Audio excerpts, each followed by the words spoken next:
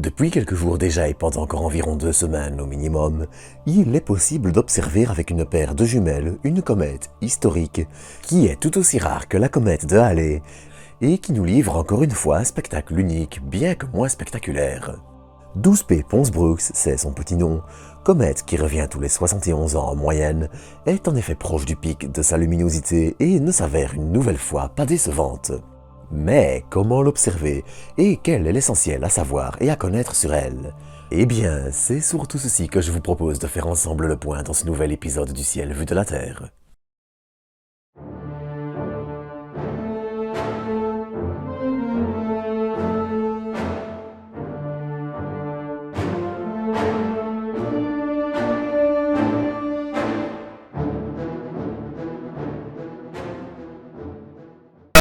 Pour commencer cet épisode, et avant de vous présenter la comète du moment, je vous propose de retourner d'abord quelques années en arrière. En effet, le 12 juillet 1812, l'astronome français Jean-Louis Pons découvre la comète, qui sera observée la même période par différents autres astronomes de par le monde. Les premiers calculs de sa trajectoire indiquent ainsi qu'elle devrait revenir au bout d'à peu près 70 ans et demi, et en septembre 1883, l'astronome anglais William Brooks observe une comète encore faible, comète qui s'avérera par la suite être la comète de 1812. D'ailleurs, pour l'anecdote, les astronomes Jean-Louis Pons et William Brooks font partie des découvreurs de comètes les plus prolifiques de leur temps, avec respectivement 37 et 27 comètes découvertes. Mais bref. 12P Pons-Brooks est une comète riche en glace qui, lorsque la proximité avec le Soleil les fait se sublimer, sont la cause du spectacle magnifique que la comète offre, comme toutes les comètes, mais elle est aussi une comète relativement grosse. Son noyau est en effet estimé à 30 km, alors que la moyenne tourne autour des 10, et comme beaucoup de comètes, elle connaît aussi un cryovolcanisme. Un mélange de poussière et de gaz est en effet parfois expulsé lorsqu'il est trop chauffé et que la pression augmente, provoquant alors des pics de luminosité de la comète. Et 12P Pons-Brooks est une comète connue depuis longtemps.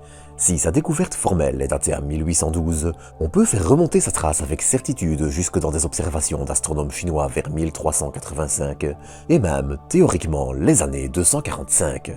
Mais encore une fois, bref. Parfois surnommée la comète du diable depuis fin 2023, en raison de 2 éjections de matière donnant une forme de 2 petites cornes à sa chevelure, le halo de glace et poussière qui l'entoure, qui sont brièvement apparues fin 2023.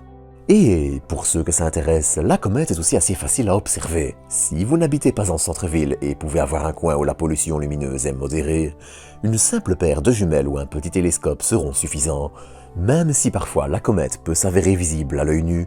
Mais sachez néanmoins que c'est extrêmement peu probable et que l'activité des comètes est difficile à prédire. Dans l'état actuel des choses, vous verrez au minimum un petit point légèrement vaporeux et un peu plus gros qu'une étoile, et ce à partir du coucher du soleil dans la constellation de Pégase, non loin de l'étoile Alphératz. L'utilisation de la version web ou mobile de Stellarium, la version payante sur Android étant optionnelle mais sympathique, permet de bien préparer son observation. Et encore une fois, les versions gratuites font plus que le boulot. Notez toutefois que la version web est celle qui est mise à jour le plus rapidement quand il y a une nouvelle comète. Mais bref, dans tous les cas, à partir du coucher du soleil vers 19h30 au coucher de la comète vers 22h30, elle est assez facile à repérer.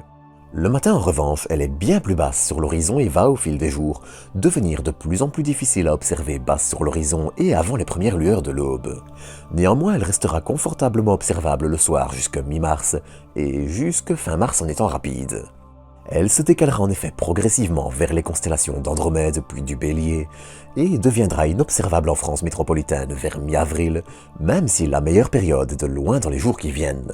Pour les observateurs matinaux, en revanche, il ne faudra hélas pas compter bien plus loin que les environs du 11 mars, avant que le rallongement de la durée des journées ne la rende inobservable. Mais, comme d'habitude, si vous avez des questions, n'hésitez pas à les poser en commentaire, et je ferai de mon mieux pour y répondre. Sur ce, j'espère que vous aurez apprécié ce petit épisode court, je vous souhaite à tous et toutes un bon ciel, et je vous dis à bientôt pour de nouvelles doses d'espace.